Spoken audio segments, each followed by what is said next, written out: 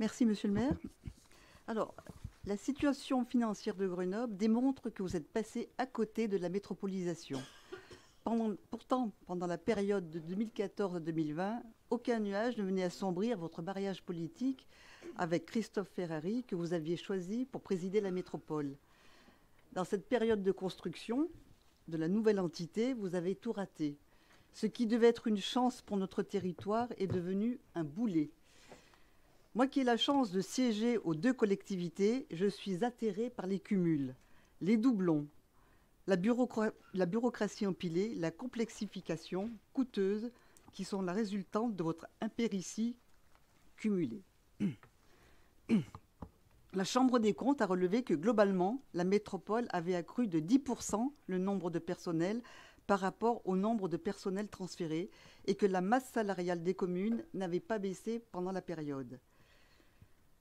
Le contribuable métropolitain et grenoblois est la victime de votre impéritie, de votre indifférence à la gestion de la ville.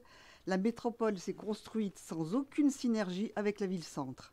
La ville-centre a poursuivi sa course infernale comme si la métropole ne se créait pas.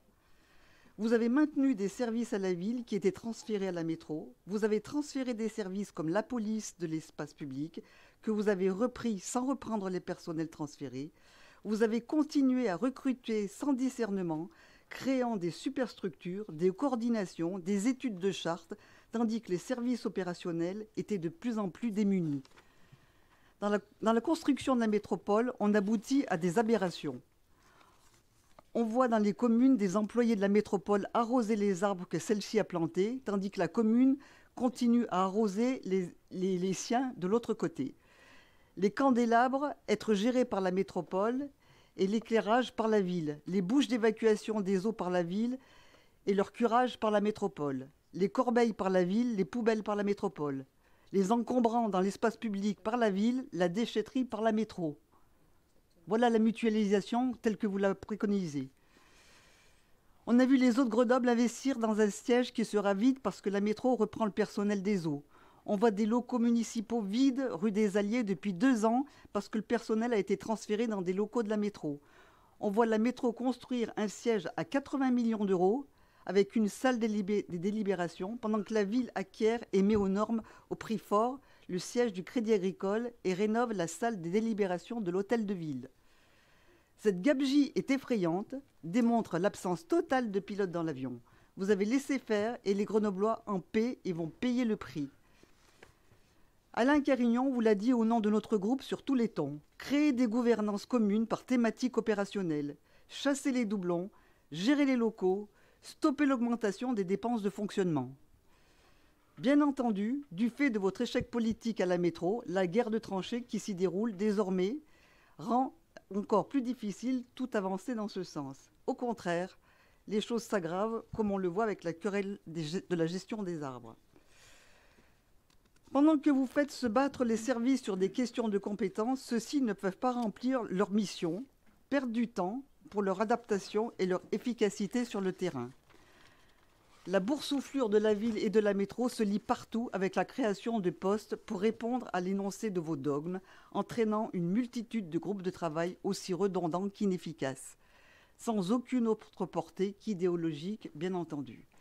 Le résultat, nous l'avons sous nos yeux à Grenoble. Au lieu d'avoir assoupli la gestion de la ville, de l'avoir rendue plus efficace par des synergies avec la métropole, vous l'avez alourdie, rendue souvent inopérante, illisible pour les citoyens qui sont renvoyés d'une collectivité, d'un bureau à l'autre, plus personne ne sachant qui fait quoi.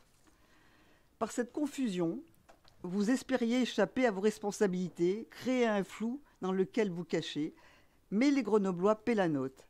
Les 30% d'impôts sont aussi la résultante de cette grande chance unique que vous avez aussi ratée.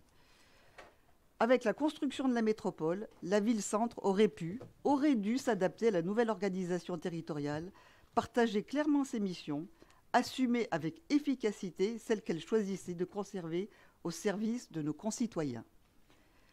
En ayant gâché cette opportunité historique, vous êtes passé à côté de votre mission de maire. Vous avez préféré vous consacrer à vos ambitions présidentielles plutôt qu'au service de la ville et des Grenoblois. La métropolisation, la synergie ville-centre-métropole reste à réaliser si on veut sortir Grenoble de la crise financière dans laquelle vous l'avez plongée. Ce sera la tâche de vos successeurs, rendue plus difficile parce que vous avez manqué de l'accomplir quand c'était le moment, quand tout était en construction. Monsieur le maire, votre inconséquence sur les dossiers aussi importants, dans lesquels le leadership du maire est la clé pour qu'ils soient portés, pèse et pèsera lourdement sur l'avenir de Grenoble et des Grenoblois. Ce n'est pas, malgré votre fuite organisée, le moindre sujet sur lequel vous aurez des comptes à rendre. Je vous remercie.